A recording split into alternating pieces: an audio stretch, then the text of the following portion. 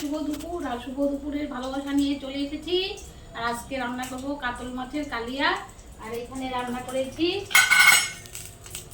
রান্না করেছি মিষ্টি কুমড়ো আর হলো উচ্ছে দিয়ে ভাজা করেছি এই যে। আর এই যে এখানে মাছ ভাজা হচ্ছে, দেখো কত বড় বড় কাতল মাছের পিসগুলো দেখো, এই যে কত বড় বড় পিস দেখতে পেরেছো, এই যে আর ভাজা হচ্ছে। তো কাতল মাছের কালিয়াটা হয়নি এখনো, তো হবে। আর এখানে এটা আছে মাছের তেল, এটা হচ্ছে মাছের তেল। তো মাছের তেল দিয়ে করব বেগুন দিয়ে, তো ওমেগা 3 হয়নি। আর ওমেগা 3 এখানে করব কাতল কালিয়া। তো কালিয়াটা বানিয়ে পরে আবার আসছি। Bye, see you. কেমন হয়েছে আমার কাতল কালিয়াটা সবাই বলবে। কালারটা কিন্তু দারুণ দারুণ দারুণ দারুণ হয়েছে, খেতেও কিন্তু খুব ভালো লাগবে।